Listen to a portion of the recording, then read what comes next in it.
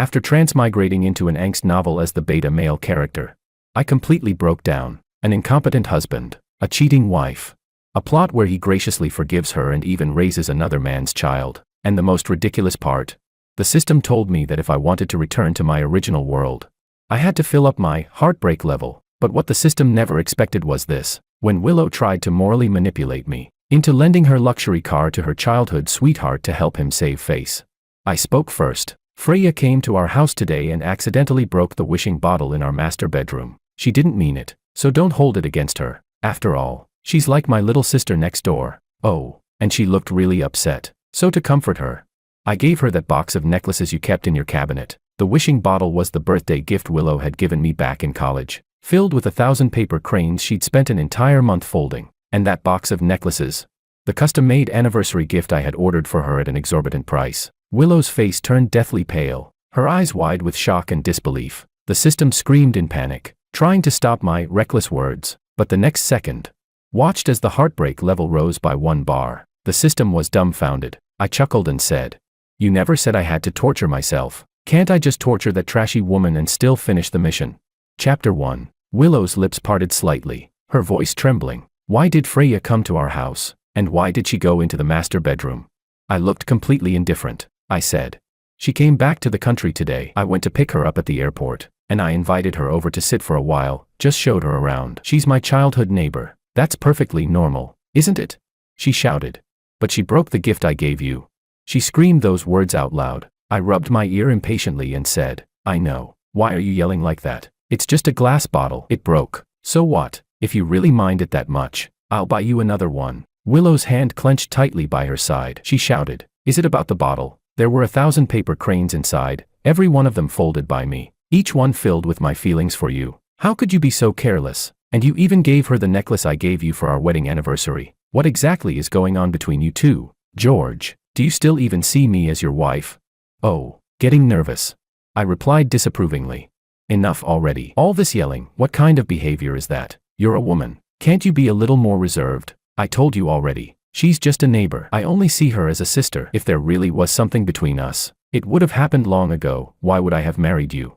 After hearing enough manipulative lines from men in control, saying this kind of thing myself sent a rush of satisfaction from head to toe. Finally, I'd said one of the classic lines from an angst novel's cheating woman myself. Refreshing. After my moral lecture, I immediately softened my tone and put on a gentle, caring look. I said, "Darling, don't overthink it. You know my heart belongs only to you. Don't make a scene. Okay, I'm tired. I'll go back to the room to rest." I didn't care about Willow's dark expression as I got up to leave, but suddenly she grabbed my arm. Frowning, she stared at me as if trying to read my mind. I kept my expression calm and emotionless, letting her scrutinize me. After a long moment, she exhaled and said through gritted teeth, "Fine, just be more careful next time. Makoto has an award ceremony tomorrow night. Lend him your Rolls-Royce so he can look respectable." Here we go again. The cheating woman had spoken. The implication was obvious. After all, by unspoken rule, one never lends out his wife or his car. Chapter 2. I said, "Ah, honey, why didn't you say so earlier?" I exclaimed dramatically. She asked, "What's wrong?"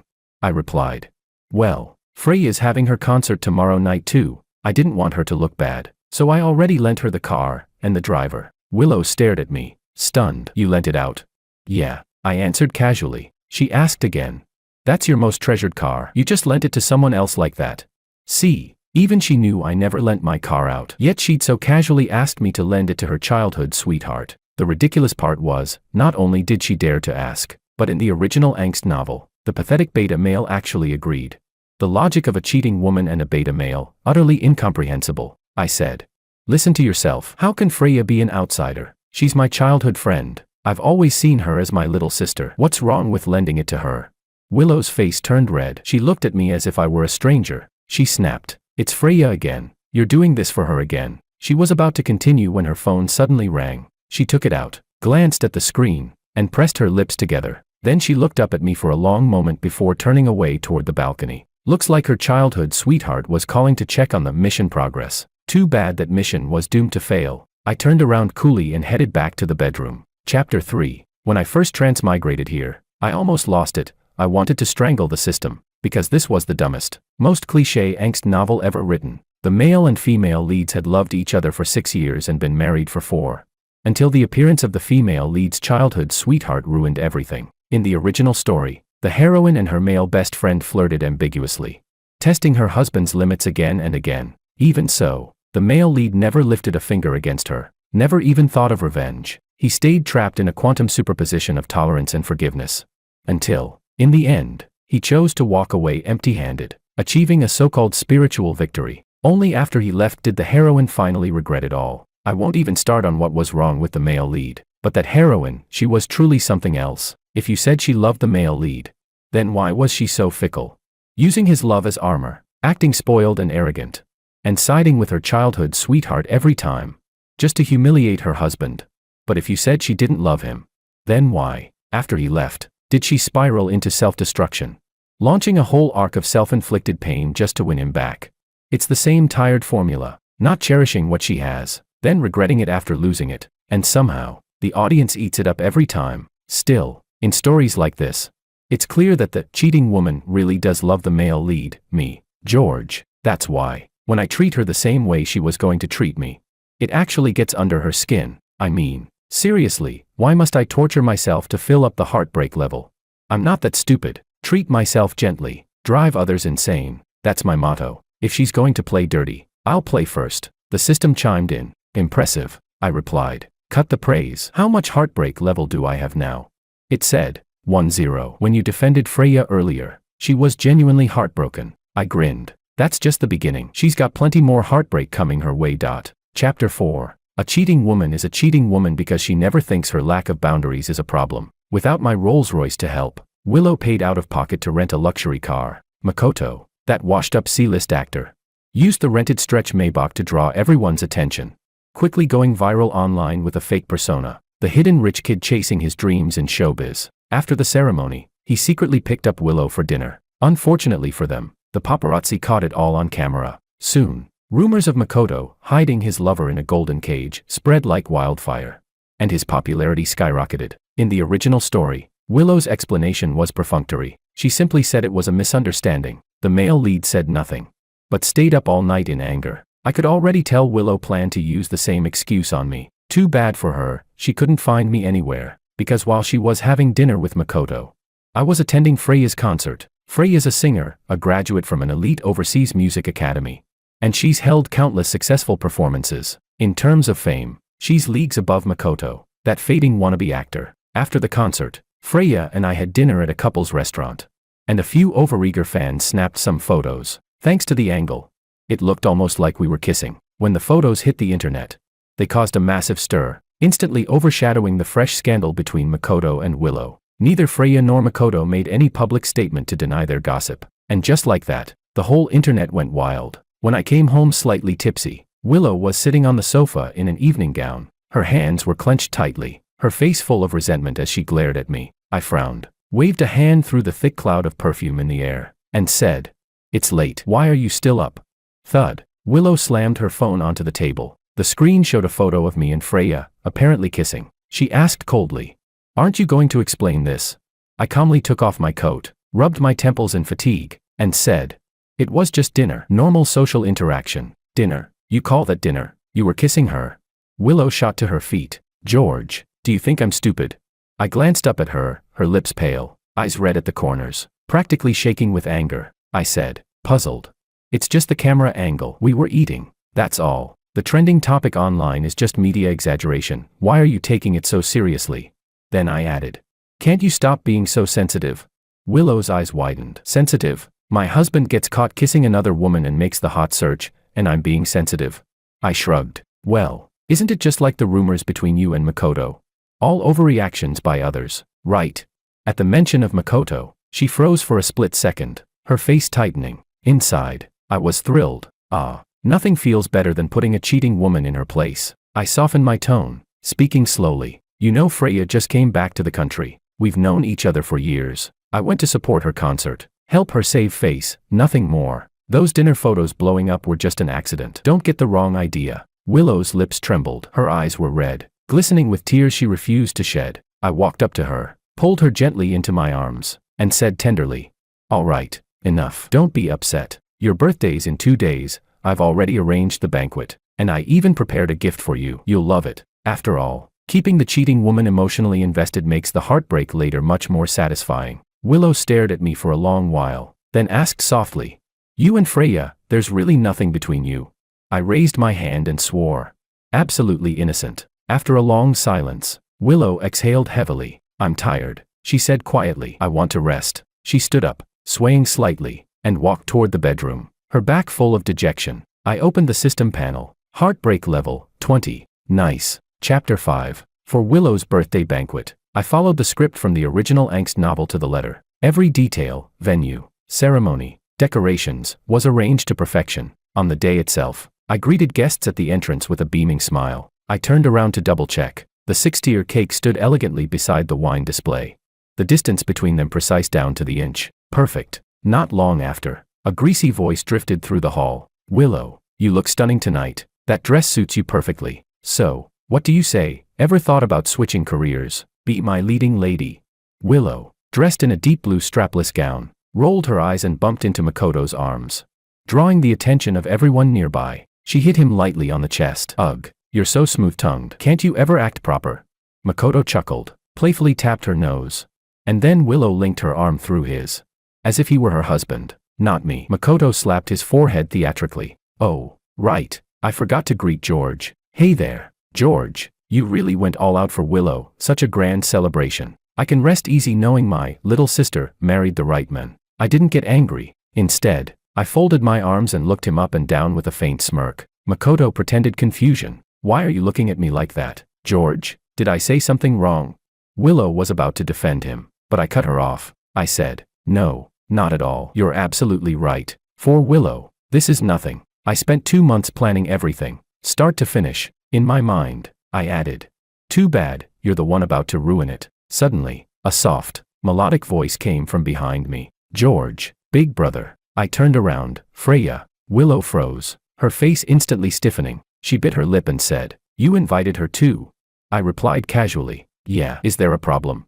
With a bright smile, I stepped forward and, in front of both Willow and Makoto, opened my arms to give Freya a warm, lingering hug. Then I leaned in, brushing a light kiss against her cheek. The next second, a sharp tug yanked my arm back. Willow was gripping me tightly, her composure completely shattered. Eyes wide with shock, brows furrowed in disbelief. "George, what the hell are you doing?" Chapter 6. I frowned, confused. "What do you mean? What am I doing?" She snapped angrily. "You're hugging another woman right in front of me, and you still dare to say there's nothing between you two? How could you?" "Enough, Willow." I cut her off with a low, sharp tone. I pinched the bridge of my nose and said, "You're a woman, can you not let your thoughts get so dirty? This is just how Freya greets people abroad. A cultural habit. Don't make it sound so disgraceful." Then I added coldly, "Also, this is your birthday banquet. Do you really want to make a scene like this in front of everyone?" My words hit her like a whip. She froze, lips trembling, and said slowly, "I'm the one with dirty thoughts. Tell me, what woman could accept seeing her husband hugging another woman like that? How can you be so insensitive to my feelings?" I sneered, my gaze drifting to where her arm was still looped through Makoto's. "What's the big deal? You and he were the ones hugging right in front of me, weren't you? Did I complain about that?" Willow froze. After a long moment, she awkwardly let go of Makoto's arm. She muttered, "That's different. I only see Makoto as my brother." I smiled faintly. "Funny, Freya also sees me as her brother. Looks the same to me." Willow was left speechless. Makoto quickly stepped in, pulling the sulking Willow to his side, his voice gentle but laced with sarcasm. "Don't be mad, sis. I know George well, he's not the type to cheat. Probably just a polite gesture, nothing more." His tone was mocking, but I followed his lead smoothly. "See, your brother's more reasonable than you. Why must you be so dramatic? I really don't get what you're so upset about." Makoto hadn't expected me to turn it back on him. His expression faltered immediately. Willow's face darkened further. She shot me a fierce glare, then shook off Makoto's hand and stormed away without a word. There she goes. The moment Willow left, Makoto dropped the act. He leaned in close, speaking just loud enough for me to hear. "A useless man like you doesn't deserve such a beautiful wife. Tell me, who do you think she loves more now, me or you?" I chuckled softly. "Do I even need to guess? You saw it yourself, just a greeting, and she's on the verge of tears. Can't be helped. Also, funny how a man can enjoy eating someone else's leftovers so happily." Makoto's face twisted with anger. He ground his teeth and hissed, Keep talking big. We'll see who laughs later. He turned on his heel and walked toward Willow. Freya took a few steps closer, her voice calm. You okay? I'm fine, I replied, picking up a glass of wine and downing it in one gulp. Now, I said with a smirk, the real show's about to begin. Chapter 7. Every angst novel has that inevitable scene, the male lead being set up and framed by the so-called male supporting character, and tonight's banquet. That was exactly the climax of that plot. The storyline was classic: provocation, a fight, an injury, followed by the male lead's noble forgiveness. The heroine's anger, the forced apology, the emotional confrontation. I could recite it in my sleep, and now, I was just waiting for it to unfold. From a distance, Willow, eyes slightly red, was talking to her best friend, probably complaining about me. Meanwhile, Makoto sauntered over at a leisurely pace. George, he said, look at what's happened. Willow hasn't talked to you all night. He smirked. Tell me, do you think she's disappointed in you? I raised a brow, silently gesturing for him to continue. He leaned in. So, what do you think? Do I have a shot at taking advantage of the situation tonight and winning your wife over? Maybe I should give it a try. Then he chuckled. Hey, George, I'm just joking. Don't take it seriously, all right? The next moment, just like the script, I took the bait and threw a punch right at his face. Makoto's expression twisted in shock as he stumbled backward, straight toward the cake. I didn't move to stop him, didn't even blink. Just as he was about to reach the cake, Freya jumped in immediately, suddenly appearing behind him and delivering a solid shoulder slam that sent him stumbling backward. Makoto was forcibly straightened up by her impact, pulled back from the verge of falling, but the momentum sent her falling sideways, right into the wine table. Crash! The sound of shattering glass echoed through the hall. Every wine glass on the table shattered as red liquid spilled across the floor. Freya landed on the ground, a long cut opening across the back of her hand from the broken glass. Freya! I shouted, rushing forward with a look of panic. Brushing past Willow, who was moving toward Makoto, to kneel beside Freya. Seeing her bleeding hand, I clenched my fists in fury. I turned to Willow, my face full of rage. How could you be so petty and jealous? I've told you 100 times, Freya and I are just friends. Why would you stoop so low and pull something like this? My outburst left both Willow and Makoto completely dumbfounded. Willow stammered. What do you mean I pulled something like this? I barked. Wasn't it your idea? Makoto and Freya have no grudge between them. Why else would he push her? Because you couldn't stand seeing her, and wanted him to take revenge for you, right? I advanced a step, voice full of righteous fury. At that moment, the system reappeared. You're incredible. You've mastered the art of reversing the blame, I answered, my tone light and smug. Of course. On the floor, Freya clutched her bleeding hand, her voice trembling. George, don't blame them. I'm fine. It's my fault for being careless. How could you be fine? I said urgently, face full of concern. Your hands are made for the piano. How are you supposed to play after a wound like that? Makoto, utterly caught off guard, kept repeating that he didn't push her. Shut up, I snapped, glaring at him. Then I turned to Willow, my voice low and heavy. Apologized to Freya. The system chimed again. Unbelievable, heartbreak level is skyrocketing. Willow's face went pale. She looked at me in disbelief. I didn't do anything, and you want me to apologize to her? George, this is my birthday banquet, and you want me to apologize to your sweetheart at my own party? I frowned impatiently. When you do something wrong, you apologize. Is that such a hard concept to understand? Chapter 8. All eyes in the hall turned toward us. Willow bit down on her lip so hard it turned white. Her eyes were red, the corners glistening with tears she refused to let fall. She said nothing for a long time. Meanwhile, Freya's hand was still bleeding nonstop. I tore off a piece of the tablecloth and wrapped it around her wound. This won't do, I said anxiously. You're losing too much blood. I have to take you to the hospital. Freya looked up with that innocent expression of hers. It's just a small cut, and after all, it's Willow's birthday banquet. How can this be a small cut? I interrupted firmly. Do you want to ruin your hands? You won't be able to play piano again if it gets worse. Come on, we're going to the hospital. Without waiting for another word, I scooped her up in my arms and strode toward the exit. As I passed Willow, I deliberately shouldered her aside, hard enough to make her stumble, and Makoto had to catch her to keep her from falling. A perfect image of a cold, heartless husband. The system chimed in. Heartbreak level, 50. Did you see Willow's face just now? She looks like she's about to shatter, I replied. Serves her right. Feels good. That move's called striking first to gain the upper hand. The system snorted. Whether or not I feel good, I can tell you definitely do. I grinned. Of course, at this rate, I could keep acting out Torture the Cheating Woman scenes for 80 more episodes. Chapter 9. In truth, Freya's injury wasn't serious, it just looked bad. I had to give her credit. She really knew how to play along. The wound was treated quickly.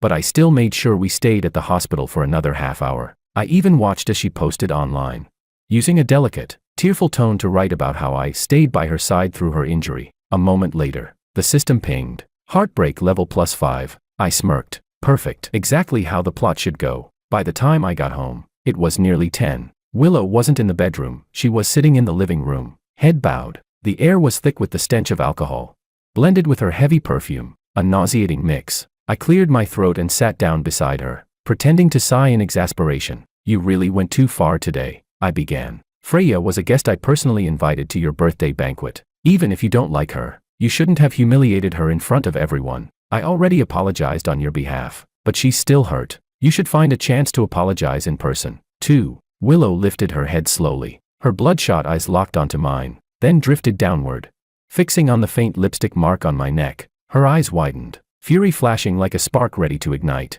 I calmly scratched at the mark and said, "Don't overthink it, mosquito bite." Before she could respond, I quickly changed the subject. "Oh, right." I reached for my coat, pulling out a small, elegant gift box. "This is for you," I said, smiling lightly. "Your birthday gift. Good thing it's still before midnight." Willow pressed her lips together and took it. The moment she opened the box, she froze, then gave a faint, bitter smile. "This Chanel perfume, it's a free gift, isn't it?" She glanced down again, voice barely above a whisper. "If I'm not mistaken, this is from the same collection as Freya's handbag." Ah, no wonder she was the female lead, sharp as ever. I dodged her gaze just the right amount and cleared my throat. "Of course not. I just bought both items at the same time. That bag was a gift for her concert. To congratulate her on coming back," I added. "Anyway, it's been a long day. Let's not make a big deal out of this, all right?" Willow closed her eyes briefly, forcing a brittle smile. She said softly, "George, don't you think you've changed?" Chapter 10. Nonsense. Of course I've changed. I'm a transmigrator. If I hadn't changed, I'd be the fool sitting alone in the living room crying right now. Willow's voice was soft, trembling slightly. She said, "In the past, you couldn't even bear to see me hurt. If I got a small scratch, you'd panic for half a day. Remember that night when I had a stomachache? It was just gastritis, but you insisted on carrying me to the hospital yourself. Seeing me in pain made you so anxious, you stayed by my bedside all night without closing your eyes once. After that, you stopped letting the housekeeper cook my meals. You insisted on making them yourself every day." Her voice cracked slightly as she went on. "And on our second anniversary, I folded 1,000 paper cranes for you. You were so moved, you hugged me and said you'd keep my 1,000 wishes forever. That when we're old and gray, we'd open them together and relive our story, telling it to our children and grandchildren. We've been through so much together. So why did you change, George? You don't worry about me anymore. You come home with another woman's lipstick on your neck. George, do you even love me anymore?" "Love you, my ass. You'd have to be brain dead to love someone like you. Cheating women never learn until the whip lands on their own backs." In the original novel, Makoto whispered lies into Willow's ear and she believed every word. The two of them perfectly in sync, tearing the male lead apart piece by piece. When the original George finally confronted her with honesty, what did she say? That he was petty, possessive, narrow-minded, and untrusting, disgusting. And now she dares to act hurt. Now she knows what pain feels like. Serves her right. I took a deep breath and said patiently, "What kind of thing are you saying? Of course I love you." Willow suddenly raised her voice. "You call this love? You protected your little childhood sweetheart in front of everyone.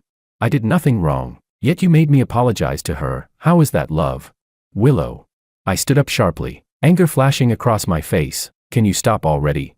I told you, there's nothing between Freya and me. What do you want from me? You say I've changed, but aren't you the one who's changed? Ever since Freya came back, you've been targeting her constantly. You don't even have basic trust anymore. What's the point of this?" Willow laughed bitterly through her tears. "Trust? If I gave you enough trust, would you just go to bed with her next?" The next second, slap. I struck her across the face, full force, gritting my teeth. I pointed a finger at her and said, "Willow, listen to yourself. Is that how a wife speaks to her husband? You've gone too far." Willow turned her face aside, her fingers trembling as she wiped the tears from her cheek. I turned away from her. "I'm done," I said coldly. "I'm tired of your paranoia. I don't want to argue anymore. Think about what you've done." As I walked toward the bedroom, I heard a muffled sob catch in her throat. System notification, heartbreak level 70. The moment the door closed behind me, I almost burst out laughing. cry, break, suffer. The more tears, the more satisfying it gets. System said, I feel like you're a bit of a pervert. I smiled mysteriously and replied, to deal with a pervert, you have to be even more perverted. Chapter 11. Not long after, the sound of the front door closing came from the living room. Willow had left. In the original plot, after Makoto provokes the male lead and gets beaten, Willow erupts at the banquet, forces the male lead to apologize, helps Makoto up, and they leave together, then check into a hotel to shower. They wash for an hour. After that, Makoto takes advantage of the moment. The two of them make out passionately, and Willow doesn't return home that night. Later, Willow accidentally becomes pregnant with Makoto's child. She plans to secretly terminate it but is discovered by the male lead. She then lies and claims the baby is his. Just as the male lead is about to be tricked into taking responsibility, Makoto comes to confront them and exposes the truth. Only then does the male lead resolutely file for divorce, even willing to walk away with nothing, to sever ties with the cheating woman once and for all. Now that Willow has gone out, she most likely went to find Makoto. From my many years of reading, tonight will probably unfold the same way. Willow and Makoto drink and complain about my alleged scumbag behavior, while the childhood friend soothingly confesses he's always loved Willow. Ultimately, alcohol-fueled indiscretion, they end up together. The system said, not to flatter you, but your intuition is pretty accurate. Your wife has already kissed the childhood friend. I clicked my tongue in disgust and said, don't gross me out. I don't have such a shameless wife. The system asked, okay, put the jokes aside. What do you plan to do next? I replied, keep tormenting her. The system warned, Willow has already slept with the childhood friend. If you keep provoking her like this, aren't you afraid she'll truly give up on you, fully side with Makoto, and file for divorce? Then how will you torture her later?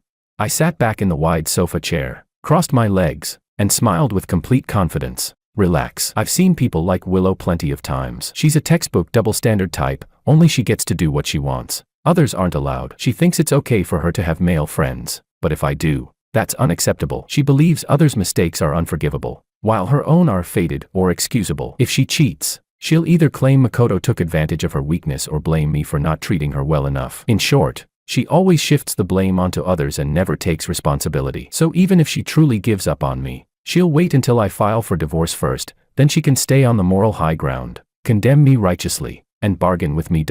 I paused, then continued, even if, hypothetically, she really does file for divorce, I'll torment her to death before I file, not just psychologically, also physically. Chapter 12. The next day, Willow didn't come back until nearly noon. I sat in the living room, scanning her disheveled clothes with a silent look. Her expression was awkward. I asked, where did you go last night?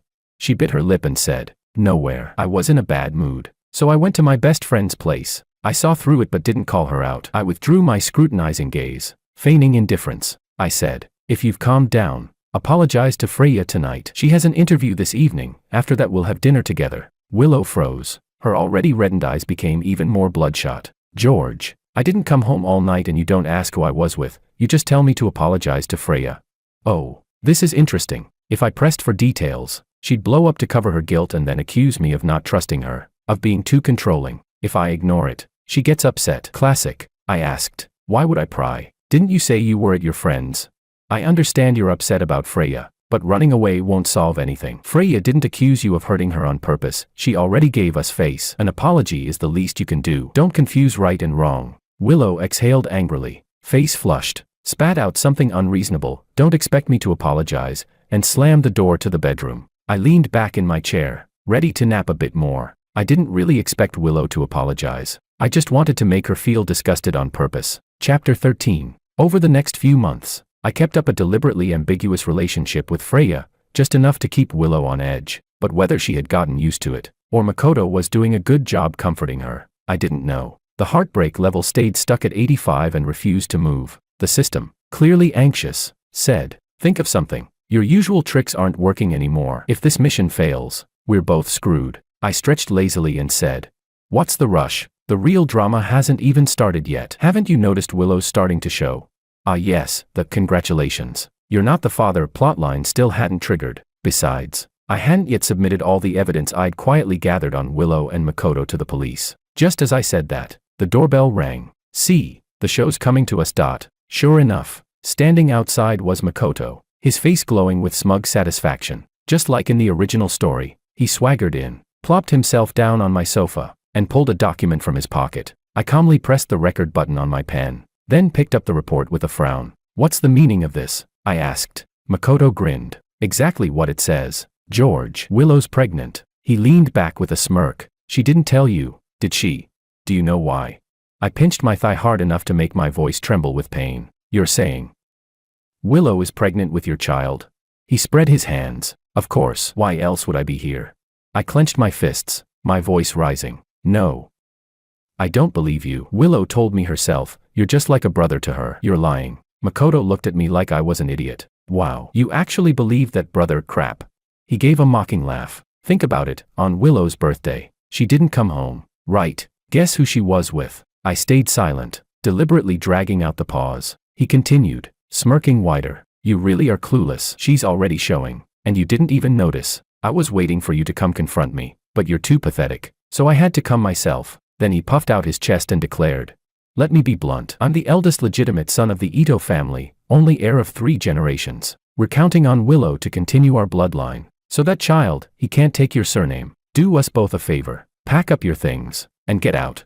For a second, I was genuinely stunned. Eldest legitimate son. What is this? The Qing dynasty? I cursed him 10 times over in my head before replying coldly. This is just a medical report, it could easily be faked. Even if Willow is pregnant, what proof do you have that the child is yours? I've been married to her for 4 years, I refuse to believe she would betray me. Makoto's smug grin faltered. He clearly hadn't expected that. He jumped up, furious. Fine, he snapped. You don't believe me. I'll make you believe me. He scrolled through his phone and shoved it in my face. On the screen, 2 naked bodies tangled together. The audio, very explicit. I blinked, speechless. Oh God, my eyes. The video played for 20 excruciating minutes. Then Makoto said smugly, now you believe me. Huh? I made my voice shake even more, feigning rage and heartbreak. You actually. How could Willow do this to me? How could she?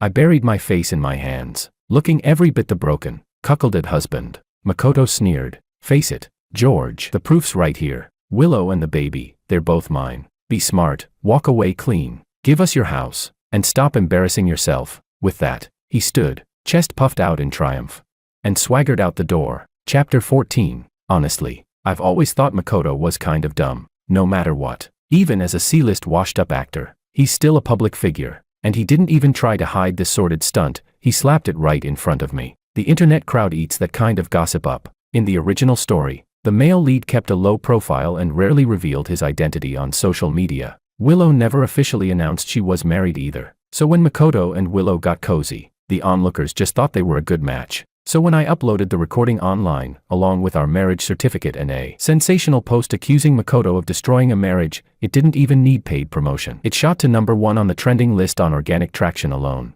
with a bright red tag that screamed, breaking. Makoto was dumbfounded. He never expected me to publicly humiliate him like that. The system told me Willow found out and was so distraught she suffered a threatened miscarriage and had to be hospitalized to protect the pregnancy. Paparazzi chased her on the way there, which only sealed the proof of her affair with Makoto. After that, Willow called me more than 40 times. I didn't pick up a single one. You can guess what she wanted to say, how cruel I was, that no matter how wrong she'd been, a man shouldn't treat his former bed partner like that. I'm not that bored to listen to her whining. Besides, I was still brewing something big. Heh. Chapter 15. When Willow finally recovered enough to confront me, I wasn't at home or at the company. I was at Freya's private piano studio, where she usually practiced. It took Willow quite a while to track me down. Of course, that was because I'd intentionally leaked my location. I asked the system, where's Willow now? Is she upstairs yet? Just came up the stairs, almost at the door. It replied, you can start your performance. I cleared my throat, instantly slipping into character. Looking into Freya's eyes, I said with dramatic sincerity, my feelings for Willow were all fake. How could she ever compare to you? If you hadn't gone abroad, she would have never had the chance. She was just a stand-in. Can't you see? When she smiles, she has a dimple, just like yours. Every time I saw it, I thought of you. You said you wouldn't come back, so I had no choice but to marry her. If you'd come home earlier, everything would have been different. I paused, lowered my voice, and continued. Makoto, I'm not even angry. Whatever she does with him, I don't care. The only one I care about is you. Actually, I should thank Makoto. What an idiot. He just handed me the perfect excuse to divorce Willow. Now that she's the one at fault, I can dump her and keep all my assets. Freya, once the divorce is done, I'll marry you right away. Okay. Bang. The door burst open. Willow stood there, pale as a ghost, eyes wide and trembling violently. Her voice cracked with fury as she forced out each word. George, is that true? All these years, you've treated me as a replacement. Our eyes met. For a second, the entire room froze. Freya leapt up from the piano, terrified, and hid behind me. Willow clenched her teeth so hard it sounded like grinding stone, her expression pure rage and heartbreak. After a suitable pause of shock, I let out a cold laugh and said, "Well, since you've already heard everything, there's no point in hiding it anymore." "Yes, it's exactly as you heard," Willow snapped. Her composure shattered completely, her voice was raw, desperate, and trembling. "I gave you my heart for over 10 years. You were playing me this whole time. Is that what my love means to you, just a joke?" I furrowed my brow, feigning confusion. "Why are you so angry? Didn't you sleep with Makoto? You even have his child now, what right do you have to judge me?" Then I smiled thinly. "Oh right, remember your birthday night? You weren't home, were you?" "Well, guess what? I wasn't home either." I slid my arm around Freya's waist, pulling her tightly against me, my gaze sharp and deliberate. "Wanna take a guess who I was with?" Chapter 16. Willow completely lost control, her eyes bloodshot. She raised her hand and lunged toward Freya, but before she could reach her, I caught her wrist in one swift motion. A second later, slap. Freya followed my lead perfectly, landing a sharp backhand across Willow's face. Willow clutched her cheek, stunned for several seconds before the pain set in. Her face twisted from the burning sting, and she looked utterly disheveled and pitiful. A low laugh rumbled from my chest. The system commented, "Ease up a little. Even cartoon villains don't laugh as wickedly as you. Can't help it," I replied with a grin. "It's just too damn satisfying. If every angst novel could unfold like this, I'd be the happiest man alive." I asked, "How's the heartbreak level now?" 9.5, it replied. "Perfect. Just one final blow to finish it." Willow gripped the edge of the table to steady herself. Her complexion was gray, her expression hollow. "I must have been blind," she said bitterly. "I should have seen what kind of beasts you two really are." "George, aren't you afraid of retribution for what you've done?" I smiled calmly. "There you go again, retribution. Really? Look who's talking. You know perfectly well what you've done. If anything, this," I gestured around us, "is your retribution. And it's not even over yet." Right as I finished speaking, heavy footsteps echoed from the hallway. A group of police officers marched in, efficient and professional. Two of them stepped forward and grabbed Willow by each arm. "Miss Liu," one officer said, "we've received a formal report accusing you of embezzlement and misappropriation of company funds during your tenure at WL Corporation. Please come with us to cooperate with our investigation." Willow froze, color draining from her face. Then she slowly turned toward me, her voice trembling. "It was you." I maintained a polite, almost gentle smile, and gave a small nod. Her voice cracked into a scream. "Why? You said you gave me financial control because you trusted me, because you wanted me to feel secure. Now that you don't love me anymore, you're using it to destroy me. George, how could you be this cruel?" I chuckled softly. "Oh, Willow, wrong again." I raised one finger and wagged it lightly. "You really never change, do you? Always blaming others. You did embezzle, you did misuse company funds, and yet here you are, accusing me for giving you the authority to do it. You've spent your whole life cleaning your hands of guilt, pushing every mistake onto someone else. Maybe you're used to getting away with that with me, but try saying those words to a judge, and see if he lets you off the hook. See if the law indulges you." Willow's body went slack. The last spark in her eyes dimmed out completely, pure despair settling in its place. From the evidence I'd gathered, the amount she'd siphoned was enough to earn her 10 years behind bars. Of course, since she was pregnant, she'd probably get temporary parole until the baby was born. That was fine. Sooner or later, the child would come into the world, and she'd go right back to serving her sentence. Like I said, my punishment wouldn't stop at emotional pain. As the police led her away, Willow paused at the doorway. She steadied herself on the frame, turned back with trembling lips, and asked, "George, let me ask you one last thing. Did you ever love me?"